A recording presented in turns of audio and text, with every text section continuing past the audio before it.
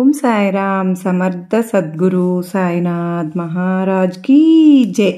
మన సాయి బిడ్డలందరికీ నమస్కారం ఫ్రెండ్స్. ఎలా ఉన్నారండి? ఏం చేస్తున్నారు? అందరికీ కూడా ఈరోజు గురువారం శుభాకాంక్షలు. మీరెప్పుడు కూడా సుఖంగా, సంతోషంగా, ఆనందంగా ఉండాలి అని చెప్పి సాయినాథుని తరపున నేను కూడా మనస్ఫూర్తిగా కోరుకుంటూ ఉన్నాను.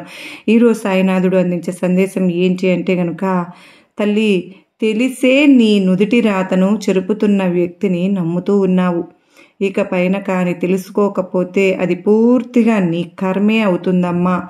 నా మీద నమ్మకంతో 2 నిమిషాలు విను తల్లి అని సాయినాథుడు చెప్పి ఏదో ఒక తెలియని సందేశాన్ని బాబావారు మనకు అందించడానికి మన ముందుకైతే వచ్చారు. మరి సాయినాథుని సందేశం వినే ముందు ఎవరికైతే సాయినాథుడు అంటే నమ్మకం, గౌరవం, ఇష్టం ఉంటుందో, విశ్వాసం ఉంటుందో వారందరూ కూడా ఈ వీడియోకి ఒక చిన్న లైక్ అయితే ఇవ్వండి ఫ్రెండ్స్.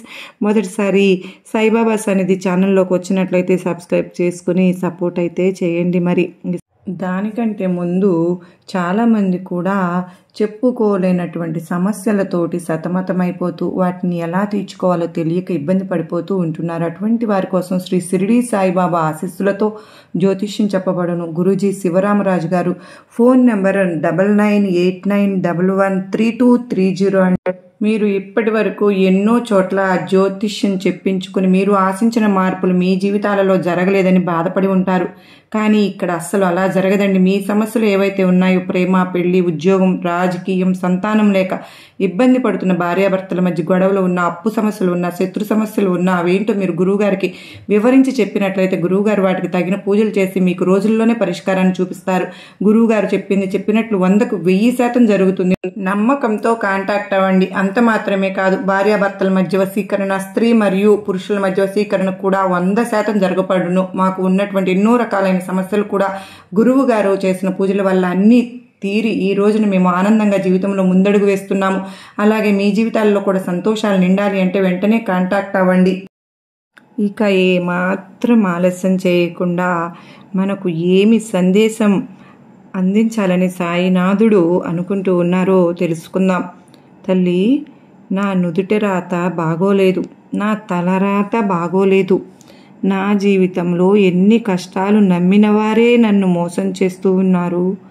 ఎవరిని నమ్మాలి, ఎవరిని నమ్మకూడదు, అసలు ఈ జీవితం ఏంటి అని చెప్పి నీకు అర్థం కాని పరిస్థితులలో ఈ రోజున నువ్వు నిలబడ్డావు. అసలు నీ జీవితం అంటే ఏంటో పూర్తిగా తెలుసుకునేలాగా ఈ కథ నిన్ను వివరించి మరీ చెప్తాను. పూర్తిగా వినమ్మా. ఎక్కడ కూడా నువ్వు ఈ కథని వదలకుండా వింటేనే పూర్తి జీవితం అనేది అర్థమవుతుంది అని చెప్పి మనకు సాయినాథుడు ఒక కథను వినిపించాలి అని అనుకుంటూ ఉన్నారు. నిజంగా బాబావారు చెప్పినట్లుగా కథని ఎవ్వరు కూడా మధ్యలో స్కిప్ చేయకుండా వింటేనే పూర్తిగా అర్థమవుతుంది. ఒక ఊర్లో ఒక మహారాజు ఉన్నారు. ఆ మహారాజుకు ఒక మంచి అందమైన అమ్మాయితో వివాహం అయితే జరుగుతుంది. ఇద్దరూ కూడా చాలా సంతోషంగా ఉంటారు. ఒకరోజు ఆ యొక్క రాజ్యంలోకి ఒక సన్యాసి వస్తారు. సన్యాసి వచ్చి భిక్షాటన చేసుకుంటూ రాజుగారికి ఒక మాట చెప్తారు. రాజుగారు ఆ సన్యాసి మాటలు విన్న తరువాత, ఈ సన్యాసికి చాలా అనుభవం ఉంది, అసలు నా జీవితం గురించి కూడా ఒక్కసారి అడిగి తెలుసుకుందాము అనుకుని, స్వామి, నా యొక్క జీవితం గురించి చెప్పండి. నాకు వివాహం అయిన తర్వాత నా భార్య నా దగ్గరకు వచ్చిన తర్వాత నేను చాలా సంతోషంగా ఉంటున్నాను.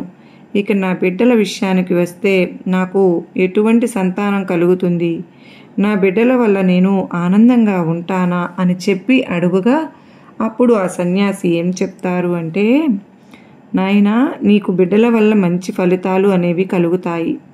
కానీ నీకు పుట్టపోయే బిడ్డ మగబిడ్డ అయితేనే నీకు ఇటువంటి ఫలితం కలుగుతుంది. ఒకవేళ కనుక నీకు ఆడబిడ్డ జన్మిస్తే నీ జీవితం అంతా కూడా అల్లకల్లోలంగా మారుతుంది అని చెప్పి వెళ్ళిపోతాడు అన్నమాట.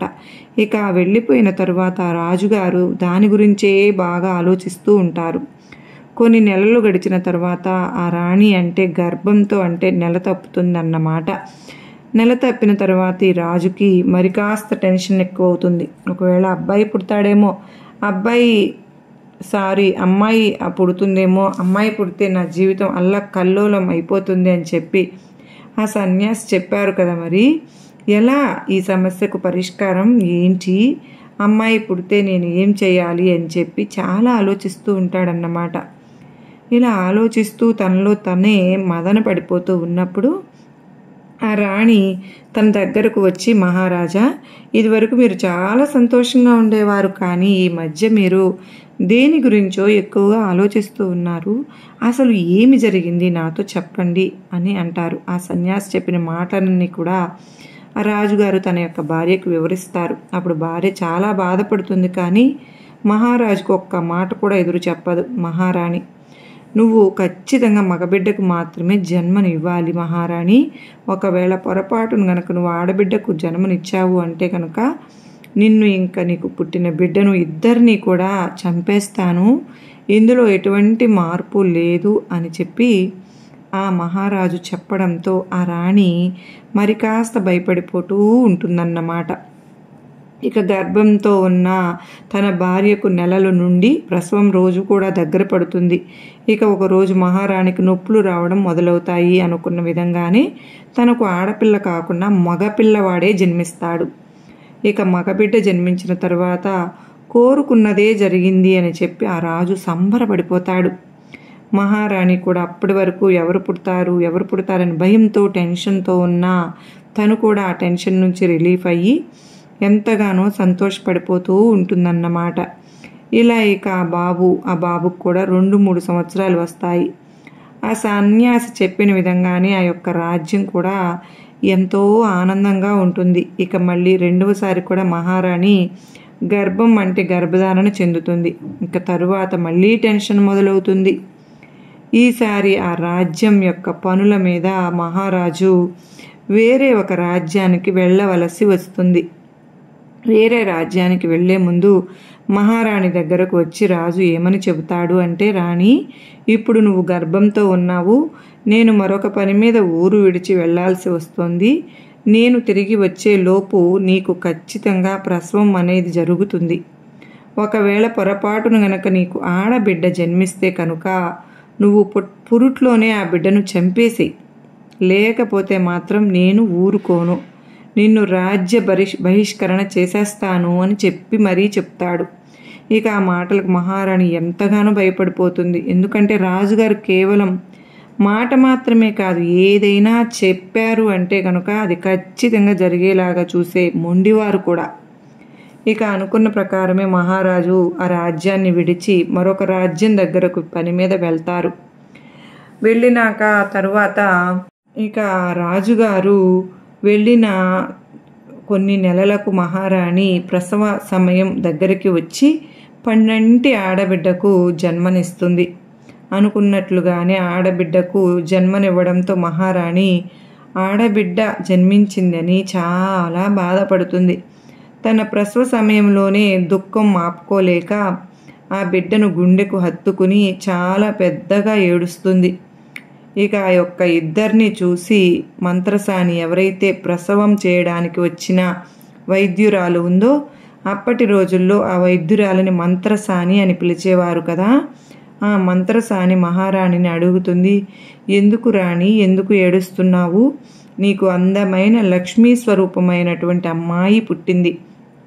ఇటువంటి అమ్మాయి పుట్టినప్పుడు సంతోషపడాలి, కానీ నీ యొక్క బాధకు కారణం ఏంటి అంటే అప్పుడు ఆ రాణి జరిగిందంతా కూడా ఆ మంత్రసానికి వివరించి చెప్తుంది.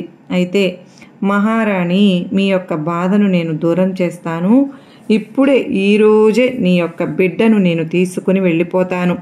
కానీ రాజ్యంలో ప్రజలందరికీ కూడా ఆడబిడ్డ జన్మించింది కనుకనే మంత్రసాని పురుట్లోనే చంపేసింది అనే వార్తను ప్రచారం చేయండి. అందరూ కూడా అది నమ్మేటట్లుగా నేను కూడా ప్రవర్తిస్తాను. కానీ ఈ బిడ్డను నేను అల్లారు ముద్దుగా అపురూపంగా పెంచుకుంటాను. దయచేసి ఈ మాటను మాత్రం మీరు కాదు అనవద్దు అని చెప్పి, కాదు అంటే బాధపడతాను అని చెప్తుంది. అలా అనడంతో ఆ రాణి కూడా ఎంతగానో సంతోషిస్తుంది. ఇంతకంటే నాకు ఇంకేం కావాలి? ఏ తల్లి అయినా కానీ తన బిడ్డను చంపుకోవడానికి ఇష్టపడుతుందా? నాకు కూడా అంతే. నాకు ఈ బిడ్డ చాలా ఇష్టం. కానీ రాజు అమ్మాయి పుట్టింది అంటే నన్ను కూడా చంపేస్తారు కనుక తప్పని పరిస్థితుల్లో నా బిడ్డను నీ దగ్గర పెంచడానికి ఒప్పుకుంటున్నాను. కానీ నీ దగ్గర ఉన్నా కూడా ఒక పేదరాలుగా నా బిడ్డ బతకకూడదు. ఎప్పుడు ఏ అవసరం వచ్చినా కానీ నువ్వు కబురు చేస్తే నీకు కావలసిన ధనాన్ని, బంగారాన్ని ఎప్పటికప్పుడు నేను నీ ఇంటికి చేరుస్తూ ఉంటాను. ఆ యొక్క సంపదతో నా బిడ్డను అల్లారు ముద్దుగా ఏ లోటు లేకుండా పెంచాలి అని చెప్పడంతో మంత్రసాని కూడా ఎంతగానో సంతోషిస్తుంది. ఇక ఎవ్వరికి కనపడకుండా ఆ బిడ్డను తీసుకుని తన రాజ్యాన్ని వదిలిపెట్టి తన ఇంటికి వెళ్ళిపోతుందన్నమాట. ఇక వెళ్ళిపోయిన తరువాత కొన్ని రోజులకు ఆ మహారాజు తిరిగి వస్తారు. మహారాజుకు రాణి చెబుతుంది, మనకు ఆడబిడ్డ జన్మించింది రాజా.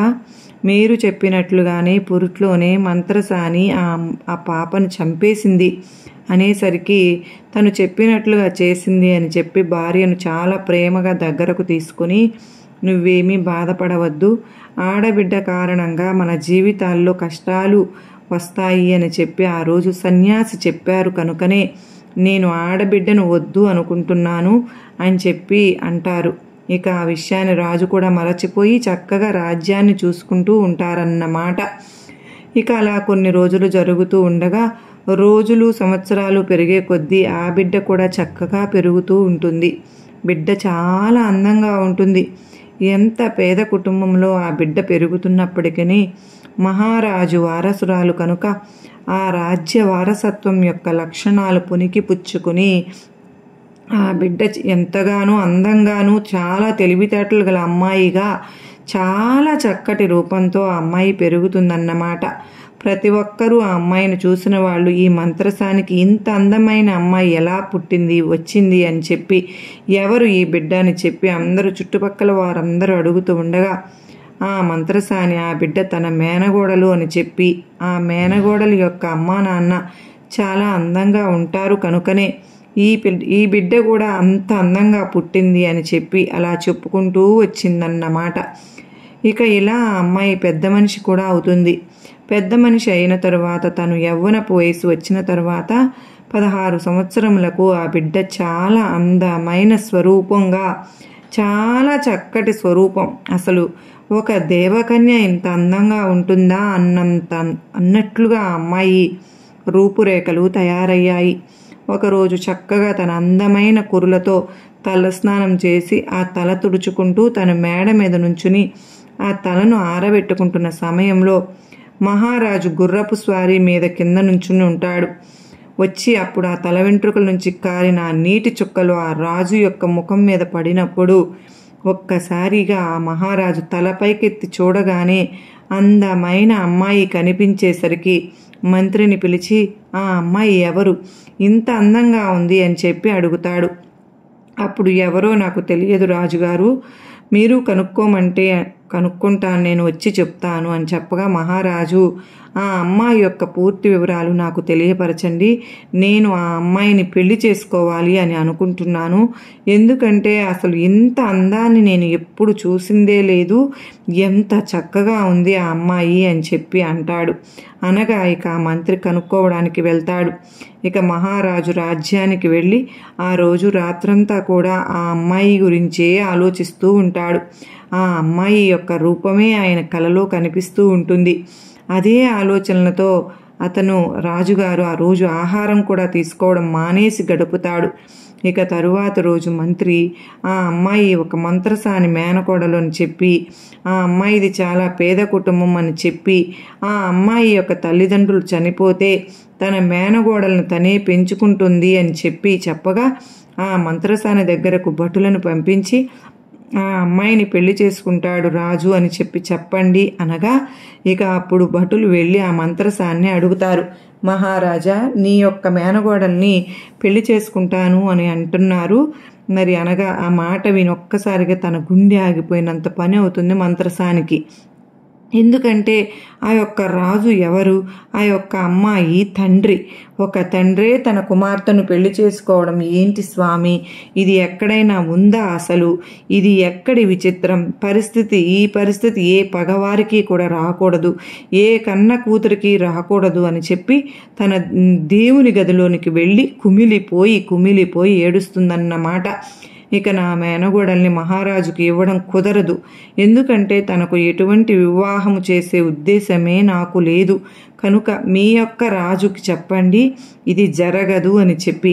ఇప్పుడు భటులు వెళ్ళి మహారాజుకు చెప్పగా మహారాజుకు చాలా కోపం వచ్చేస్తుంది. ఈ రాజ్యంలో నా మాటకు ఎదురు తిరిగే వాళ్ళు ఉన్నారా? అసలు ఇది ఎక్కడి ఆచారం? కొత్తగా మొదలైందా ఏంటి? ఒక్కసారి ఆవిడని తీసుకురండి అని చెప్పగా ఆ భటులు వెళ్ళి ఆ మంత్రసాని ఆ రాజ్యానికి తీసుకుని వస్తారు. అప్పుడు ఆ రాజు భటుల చేత ఆ మంత్రసానిని కొరడాతో కొట్టేస్తారన్నమాట. అప్పటికి చాలా వృద్ధాప్యంతో, అంటే చాలా వయసు అయిపోయి పెద్దావిడిగా మారిన ఆ మంత్రసాని ఒంటి మీద కొరడా దెబ్బలతో తగలగానే ఆ నొప్పిని భరించలేక తను ఏం చేస్తుంది అంటే అసలు నిజాలు అన్నీ కూడా రాజుగారి ఎదురుగా బయట పెట్టేస్తుంది. ఒక్కసారిగా రాజు ఆశ్చర్యపోతాడు. ఇదేంటి, నా కన్న కూతుర్నే నేను పెళ్లి చేసుకుందాము అనుకున్నానా? నా భార్య నన్ను మోసం చేసిందా? ఆ రోజు పురిట్లోనే నా భార్య నా కూతుర్ని చంపేశాను అని చెప్పింది. ఇదంతా కూడా అబద్ధమేనా? ఈ యొక్క బిడ్డ బతికున్నంత కాలం నాకు ఏదో ఒక రూపంలో ఇటువంటి పరిస్థితులు వస్తూనే ఉంటాయి. వెంటనే ఆ బిడ్డను చంపేయాలి అని తన కుమారుణ్ణి, ఎవరైతే మొదటిగా మగ బిడ్డ జన్మించాడో ఆ యొక్క కుమారుణ్ణి పిలిచి, నాయనా జరిగింది ఇది. ఇతను అంటే ఈ అమ్మాయి బ్రతుకున్నంత కాలం మన రాజ్యంలో ఎటువంటి కష్ట పరిస్థితులు వస్తాయి అంటే అవి మాటల్లో కూడా చెప్పలేము. కనుక నీ చెల్లి అని కూడా నువ్వు ఆలోచించకుండా ఈ అమ్మాయిని అడవుల్లోకి తీసుకుని వెళ్ళి చంపేసేయి. చంపినట్లుగా సాక్ష్యంగా ఆవిడ యొక్క 2 కళ్ళను తీసుకుని వచ్చి నాకు చూపించు. ఎందుకంటే మీ అమ్మలాగా నువ్వు నన్ను మళ్ళీ మోసం చేస్తావేమో అని చెప్పగా అప్పుడు తన చెల్లి తన కళ్ళెదురుగా ఇన్ని సంవత్సరాల తర్వాత కనిపించింది అని చెప్పి సంతోషపడాలా?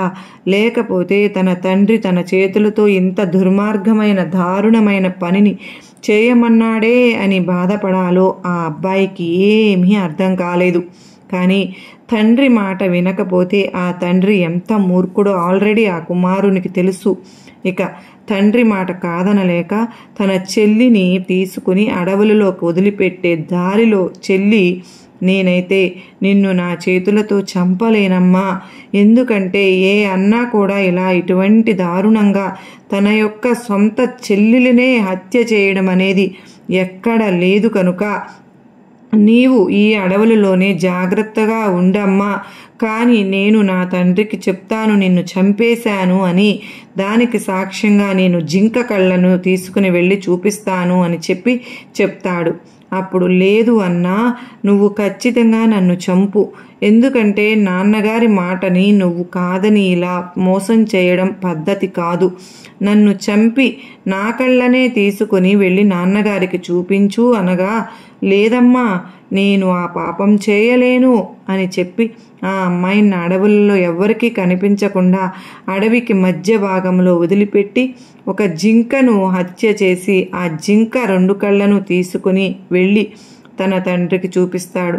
నేను చెల్లిని చంపేశాను నాన్నగారు, ఇవిగో సాక్ష్యం, ఈ 2 కళ్ళను చూడండి అని చెప్తాడన్నమాట.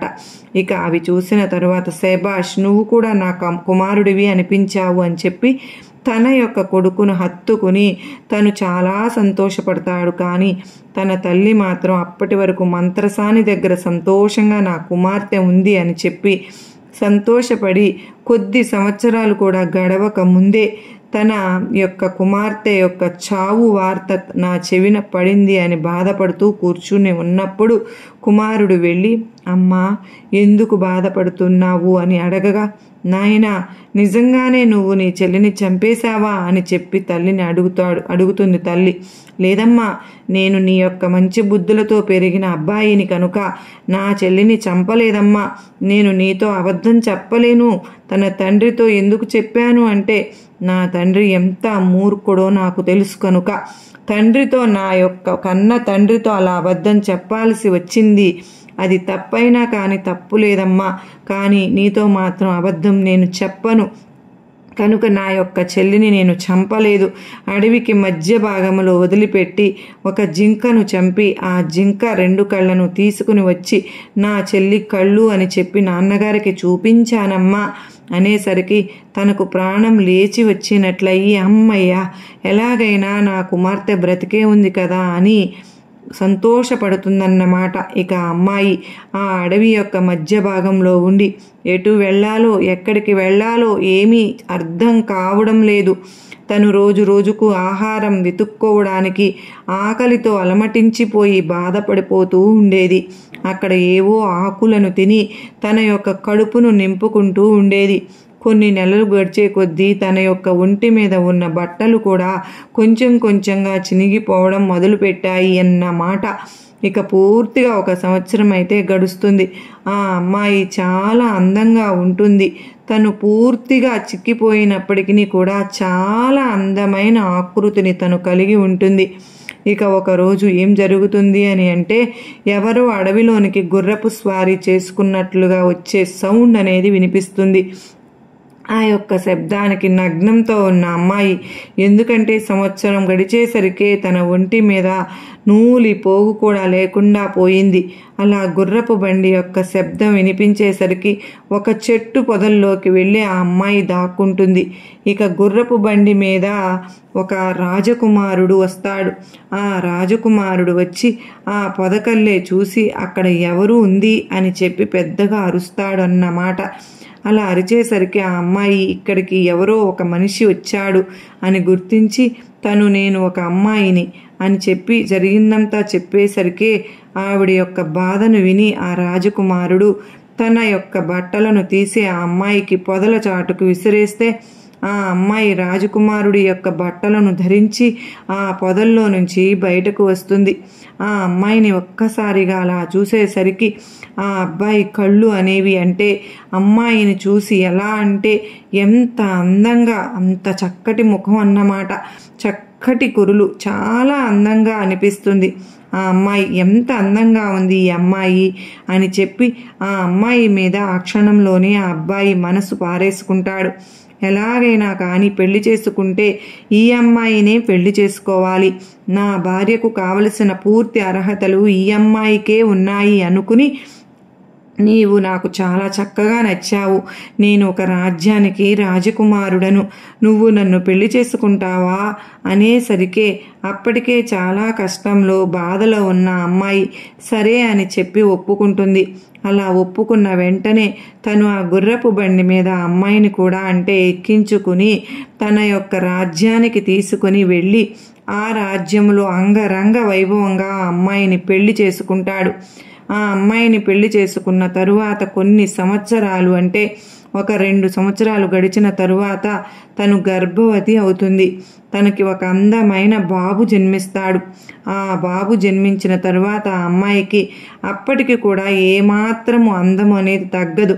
ఆ రాజకుమారుడు ఆ అమ్మాయిని అడుగుతాడు, మనకు పెళ్ళయి ఇప్పుడు మనం తల్లిదండ్రులుగా మారిపోయాము, నీవు ఎవరో నాకు ఇప్పటికీ తెలియదు, అసలు నీ తండ్రి ఎవరు అని చెప్పి అడగగా ఆ అమ్మాయి చాలా బాధపడిపోతూ, నాకు ఇప్పుడిప్పుడే చెప్పాలి అనిపించటం లేదు రాజా, దయచేసి నా తండ్రి గురించి నన్ను అడగవద్దు అని చెప్పి లెగిసి వెళ్ళిపోతుందన్నమాట. మళ్ళీ 2-3 సంవత్సరాలు గడిచిన తర్వాత ఆ అమ్మాయికి మరొక కుమారుడు జన్మిస్తాడు. అప్పుడు ఆ రాజకుమారుడు మళ్ళీ అడుగుతాడు, రెండవసారి కూడా మనం తల్లిదండ్రులము అయ్యాము, నీ తండ్రి గురించి ఇప్పటికైనా చెప్తావా అని చెప్పి అడగగా నా తండ్రి ఒక పెద్ద మహారాజు అని చెప్పి తన రాజ్యం గురించి తన తండ్రి పేరు పూర్తిగా చెప్తుంది. సరే, అప్పటి రోజుల్లో నీ తండ్రి మూర్ఖంగా అలా చేసి ఉండవచ్చు, కానీ ఇప్పుడు నీ తండ్రి మారిపోయి ఉండవచ్చు కదా, కనుక ఇక ఏమాత్రము ఆలస్యం చేయకుండా నీ తండ్రి దగ్గరకు బయలుదేరి వెళ్దాము. ఎందుకంటే ఇప్పుడు నువ్వు ఉన్న ఈ పరిస్థితిని చూసి అంటే నువ్వు ఇప్పుడు ఒక రాజ్యానికే మహారాణివి, తనకంటే కూడా పెద్ద హోదాలో చాలా అందంగా చాలా ధనంతో నీ యొక్క ఆకృతి కానీ నీ యొక్క స్వరూపము కానీ నీ యొక్క ఆస్తి అంతస్తులు కానీ తనకంటే రెట్టింపుగా ఉన్నాయి. కనుక ఇప్పుడు నీ తండ్రి నిన్ను క్షమించి తన యొక్క కుమార్తెగా ఖచ్చితంగా స్వీకరిస్తాడు. వెళ్దాం పదా, కానీ నీవు ఇప్పుడు వెళ్ళు, నేను మాత్రం ఒక 4 రోజుల తర్వాత వస్తాను. నాకు ఎంతో నమ్మకమైన మంత్రిని, సేనాధిపతిని నీకు తోడుగా ఇచ్చి పంపిస్తాను అని చెప్పి చెప్పగా తను ఎన్నోసార్లు వద్దు వద్దు అంటున్నా కానీ భర్త మాట కాదనలేక సరేనని చెప్పి ఒప్పుకుంటుంది. ఇక ఒప్పుకున్న తరువాత చక్కగా తను వెళ్ళే బండిని అందంగా పూలతోటి నగలతోటి అలంకరిస్తారు. తనతో పాటుగా తనకు అంటే ఆ యొక్క భర్తకు ఎంతో నమ్మకమైనటువంటి మంత్రిని సేనాధిపతిని ఇచ్చి పంపిస్తారు. ఈ యొక్క రాజ్యం నుంచి తన తండ్రి యొక్క రాజ్యానికి వెళ్ళడానికి 2 రోజులు సమయం పడుతుంది.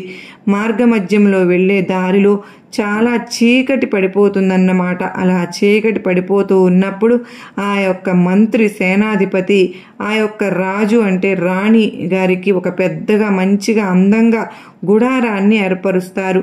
ఇక పక్కనే ఆ యొక్క రాణి గుడారానికి ఆనుకునే మంత్రి గుడారాన్ని కూడా ఏర్పరచుకుంటాడు. అప్పుడు ఆ మహారాణి అంటుంది, ఏమని అంటే, మంత్రి నీవు నా పక్కనే గుడారాన్ని ఎందుకు ఏర్పరచుకుంటున్నావు? నాకంటూ కొంచెం ప్రైవేట్ ప్లేస్ కావాలి కనుక మీరు నా నుంచి దూరంగా గుడారాన్ని ఏర్పరచుకోండి.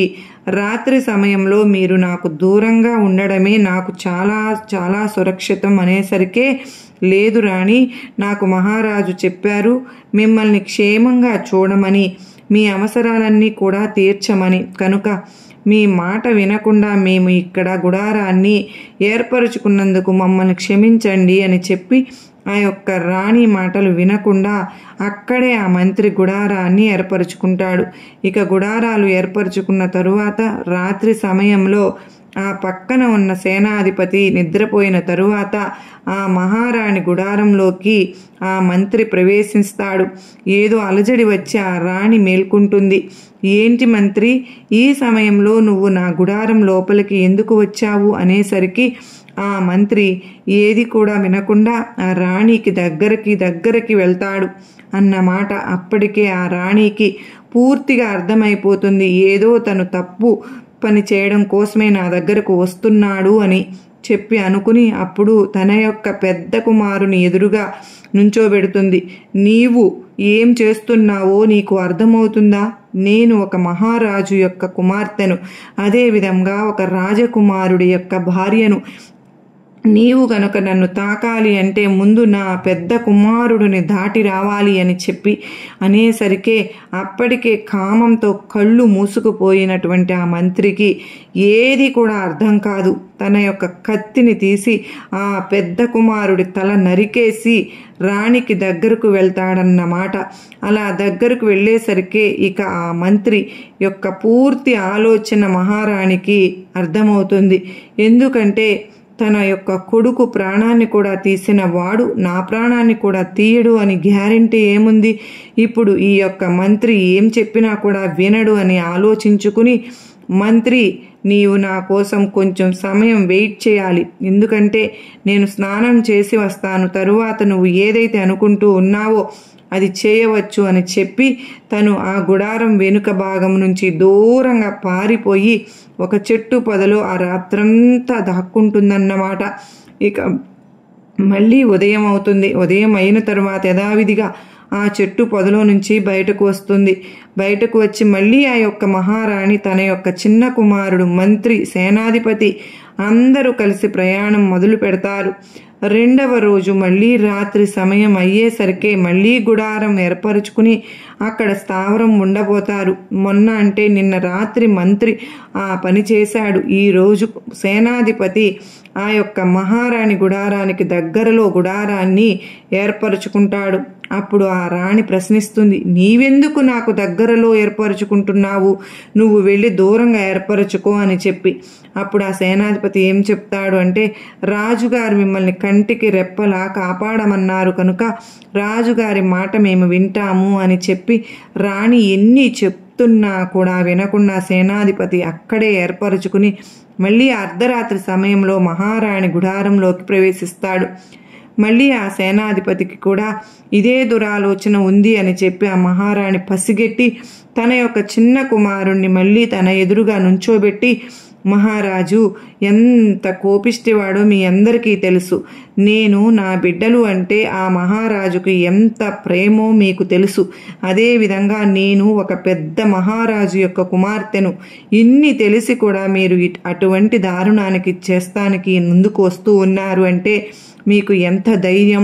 రేపు ఇదంతా తెలిస్తే మహారాజు మిమ్మల్ని ఏం చేస్తారో మీకు తెలుసా అని చెప్పి ఎన్ని చెప్పినా కూడా వినకుండా అప్పటికే కామంతో కళ్ళు మూసుకుపోయిన ఆ సేనాధిపతి తన కుమారుడి తల నరికేసి రాణికి దగ్గరగా వెళ్ళబోతాడు. అప్పుడు ఏం చేయాలో అర్థం కాక మహారాణి ఆ రాత్రి సమయంలోనే పరుగున ఒక పెద్ద నదీ ప్రవాహం దగ్గరకు వెళ్తుంది. ఇక ఏమి ఆలోచన చేయకుండా ఆ యొక్క నదిలోకి దూకేస్తుందన్నమాట. అప్పటికే ఎంతో వేగంతో ప్రవహిస్తున్నటువంటి ఆ నదిలో నుంచి ఆవిడ కొట్టుకుని వచ్చి ఒక ఒడ్డుకు చేరుతుంది. ఒక ఒడ్డుకు చేరుకున్న తరువాత తెల్లవారిన తరువాత ఇద్దరు సన్యాసులు ఆ యొక్క మహారాణి ఒడ్డుకు చేరుకున్న ఆ మహిళను చూసి ఆవిడ ముందు ప్రాణాపాయ స్థితిలో ఉంది, ఆవిడ ప్రాణాలను కాపాడాలి అని చెప్పి అంటే ఆ యొక్క రాణికి ముందు ప్రథమ చికిత్స చేస్తారన్నమాట. ఆ రాణి స్పృహలోకి వచ్చి అంతా కూడా తేరుకునే సమయానికి ఆ సన్యాసులు ఇద్దరూ కూడా ఆవిడ యొక్క అందాన్ని చూసి మైమరచిపోతారు. ఎందుకు అంటే ఏ మగవాడు అయినా కానీ ఆ యొక్క అందం ముందు, ఆ యొక్క రాణి అందం ముందు ముగ్ధుడవ్వాల్సిందే. అంత అందగత్తె మహారాణి. తరువాత ఈ యొక్క సన్యాసులకు తోడు ఇంకొంతమంది శిష్యులు కూడా వస్తారు. ఆ మహారాణి మనసులో చాలా భయపడిపోతుంది. ఇద్దరు మూర్ఖుల నుంచి తప్పించుకుని ఈసారి నలుగురు మూర్ఖుల దగ్గరకు వచ్చాను, ఇప్పుడు నా పరిస్థితి ఏంటి అని చెప్పి ఆలోచిస్తూ ఉండగా ఆ శిష్యులందరూ కూడా ముందు నేను ఆవిడని చూశాను కాబట్టి ముందు నాకు ఆవిడ దక్కాలి, తరువాత చూశాను తరువాత నాకు దక్కాలి అని చెప్పి నలుగురు కూడా గొడవ పడుతూ ఉంటారు. అలా గొడవ పడుతూ ఉన్నప్పుడు ఆ శిష్యుల యొక్క గురువు గారు అంటే పెద్ద ఆయన వస్తాడన్నమాట. వచ్చి ఆ యొక్క శిష్యుల మనస్తత్వాన్ని పూర్తిగా అతను ముందుగానే పసిగట్టి, నాయనలారా ఎందుకు గొడవ పడుతూ ఉన్నారు? ఏ స్త్రీ అయినా కానీ మనకు సోదరి లాంటిది. మీకు ఎప్పుడూ కూడా ఇంతవరకు మాకు ఒక సోదరి ఉంటే బాగుండేది అనేవారు కదా, ఇప్పుడు ఈ స్త్రీని మీరు సోదరిలాగా ఎందుకు భావించరు అనేసరికి తప్పైపోయింది స్వామి అని చెప్పి ఆ శిష్యులందరూ కూడా గురువుగారి పాదాల మీద పడి ఇక నుంచి ఆవిడను ఆ సోదరి సోదరి అని చెప్పి పిలవడం మొదలుపెట్టారు. ఆ అమ్మాయిని కూడా వారితో పాటు వారి యొక్క ఆశ్రమానికి తీసుకుని వెళ్ళి అక్కడ ఆవిడ మంచి చెడులన్నీ కూడా ఆ యొక్క గురువు శిష్యులే చూసుకోవడం మొదలుపెట్టారు. కొద్ది రోజులు గడిచేసరికి ఆ అమ్మాయి అసలు ఏ రాజ్యంలో ఏ ఆశ్రమం ఉంది అని చెప్పి అన్ని వివరాలు తెలుసుకున్న తరువాత ఆ ఆశ్రమం తన యొక్క తండ్రి రాజ్యంలోనే ఉంది అని చెప్పి తెలుసుకుని నేను నా తండ్రి యొక్క స్థానంలోనే ఉన్నాను అని చెప్పి ఆ ఆశ్రమంలో ఆనందంగా ఉండడం మొదలు పెడుతుంది. ఒకరోజు అనుకోకుండా ఆ యొక్క శిష్యులు భిక్షాటన కోసం ఆ మహారాజు దగ్గరకు వెళ్తారు. వెళ్లే ముందు ఈ యొక్క సోదరి అంటే ఆ మహారాణి ఏం చెప్తుంది అంటే, మీరు రాజుగారి దగ్గరకు భిక్షాటనకు వెళ్ళినప్పుడు మా సోదరి మీ యొక్క రాజ్యంలో కథ చెప్పడానికి వస్తుంది, అందుకు మీకు అంగీకారమేనా అని చెప్పి మహారాజుని అడిగిరండి అని చెప్తుంది. ఇక అప్పటికే అందరూ కూడా సోదరిలాగా భావిస్తున్న అమ్మాయి ఏది చెబితే అది చేసేవారు అన్నమాట. అందరూ కూడా రాజు దగ్గరకు భిక్షాటనకు వెళ్ళి, మాకు ఒక సోదరి ఉంది, తను మీ రాజ్యంలో మీ దగ్గరకు వచ్చి రాజుగారు ఆ సోదరి కథ చెప్పాలి అని అనుకుంటుంది, మీకు అంగీకారమేనా అని చెప్తారన్నమాట. సరే అలా అయితే రేపు వేరే రాజ్యం నుంచి ఒక యువరాజు కూడా ఇక్కడికి రానున్నారు, ఆ యువరాజుతో పాటు మంత్రి గారు సేనాధిపతి గారు కూడా ఇక్కడికి రానున్నారు, వారందరి సమక్షంలో ఈ రాజ్యంలో ఉండే అందరి ఎదురుగా ఆ అమ్మాయి కథ చెప్పడానికి అంగీకారమే, అయితే మాకు ఎటువంటి అభ్యంతరము లేదు అని చెప్పి ఆ మహారాజు చెప్తాడన్నమాట.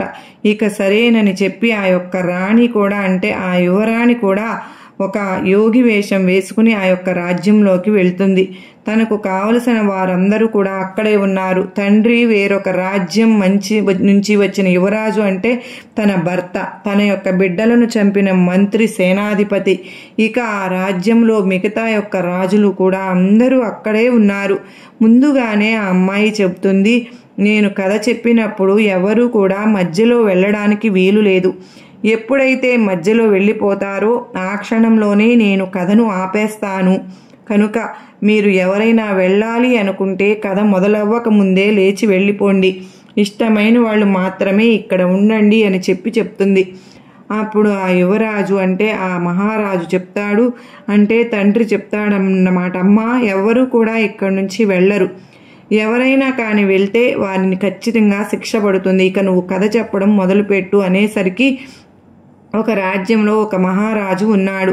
ఆ మహారాజుకు కుమార్తె పుడితే నష్టం జరుగుతుంది అని చెప్పి పురుట్లోనే తన కుమార్తెను చంపేయాలి అనుకున్నాడు.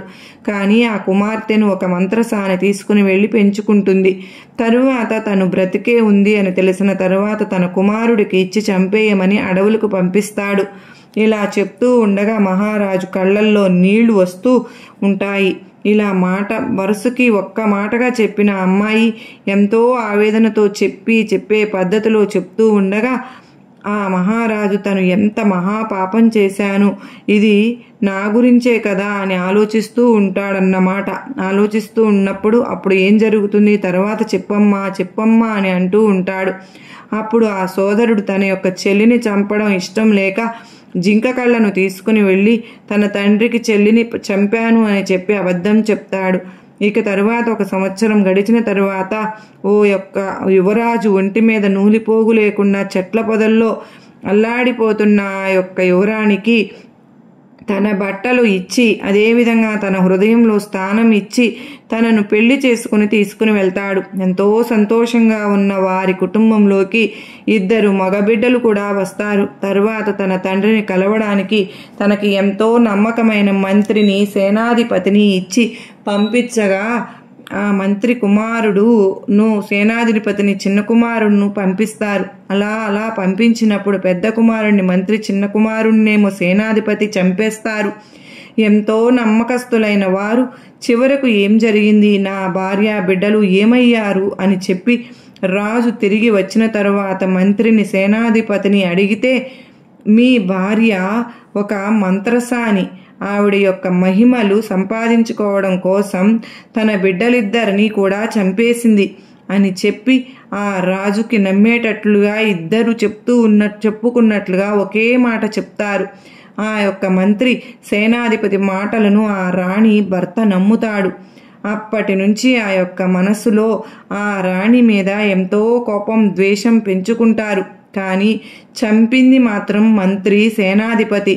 ఆ విషయం ఆ మహారాజుకు తెలియకుండానే పోతుంది అనుకున్నప్పుడు ఆ యువరాజు ఈ కథ వింటున్న సమయంలో వెంటనే తన మెడలో ముత్యపు హారాన్ని ఆ యొక్క శిష్యుల మీదకు విసిరివేసి, ఇది నా జీవిత చరిత్రలా ఉంది, అసలు ఎవరు నువ్వు అని చెప్పి అనగా వెంటనే యోగిని వేషంలో ఉన్న తను మామూలుగా మహారాణిలాగా వేషాన్ని మార్చుకుంటుంది. ఇక తన కుమార్తెను చూసిన ఆ మహారాజు, తన భార్యను చూసిన యువరాజు వారిద్దరూ చేసిన తప్పులకు పశ్చాత్తాపపడి తన తండ్రి, తన కుమార్తెను హత్తుకుంటారు. అంటే నన్ను క్షమించమ్మా అని చెప్పి హత్తుకుంటాడు. తన భర్త నేను నమ్మి వీరితో పాటు పంపించినందుకు వీరికి ఇప్పుడే శిక్షను విధిస్తాను అని చెప్పి తన చేతిలో ఖడ్గాన్ని తీసి ఆ మంత్రిని ఇంకా ఆ సేనాధిపతి తలలను నరికేస్తాడన్నమాట. ఇలా కొద్ది రోజులకు తండ్రితో చాలా సంతోషంగా ఆ యువరాణి గడుపుతుంది.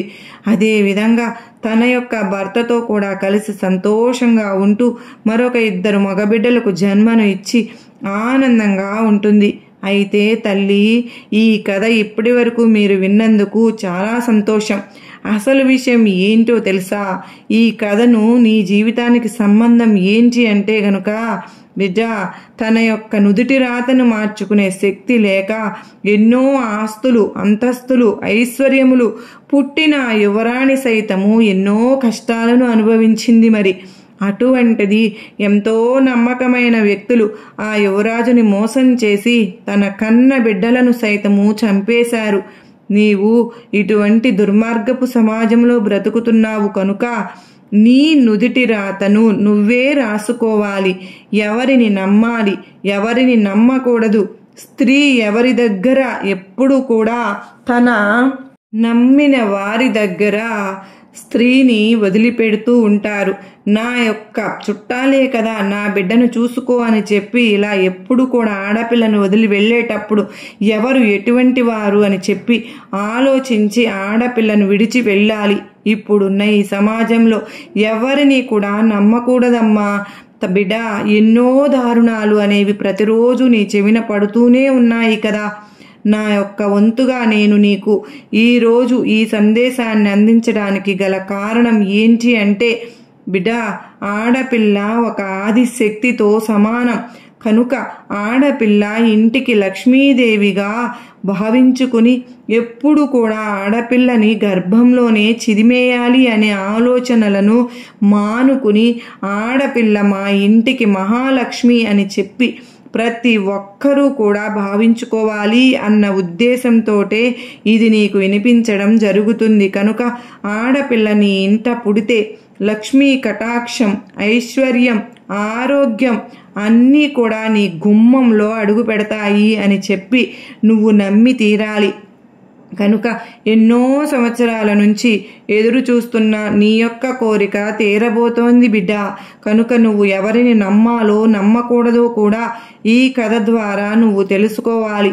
ఎవరిని కూడా గుడ్డిగా నమ్మడం మానేసి ప్రతి ఒక్కరి విషయంలో కూడా చాలా తెలివిగా ఆలోచించుకొని నీ యొక్క జీవితంలో ముందడుగు వేయకపోతే ఎన్నో నష్టాలు నువ్వు అనుభవించవలసి వస్తుంది అని గుర్తుంచుకుని ఆ గుర్తుంచుకోవాలని చెప్పి అన్న ఉద్దేశంతోనే ఈ కథ మొత్తం నీకు వినిపించాల్సి వచ్చింది. కనుక నీ యొక్క మంచి చెడు అన్నీ కూడా నీకు నువ్వే చూసుకుని నీ కుటుంబం యొక్క పూర్తి బాధ్యతను కూడా నీ మీదే ఉంచుకుని అంతా నీ చేతుల్లోనే నువ్వు పూర్తిగా నీ యొక్క గౌరవాన్ని, నీ యొక్క నమ్మకాన్ని నీకు నువ్వే నిలబెట్టుకోవాలి అని చెప్పి ఈ కథ నీకు చెప్తుంది కదూ అని బాబావారు ఈరోజు మనకు ఈ సందేశాన్ని అందించారు ఫ్రెండ్స్. మరి సాయినాథుడు అందించినటువంటి ఈ సందేశం మనందరికీ కూడా నమ్మకాన్ని, ధైర్యాన్ని కలిగించింది అనిపించిన వారు ప్రతి ఒక్కరూ చిన్న లైక్ ఇవ్వండి. మొదటిసారిగా సాయిబాబా సన్నిధి ఛానల్లోకి వస్తే సబ్స్క్రైబ్ చేసుకుని సపోర్ట్ చేయండి.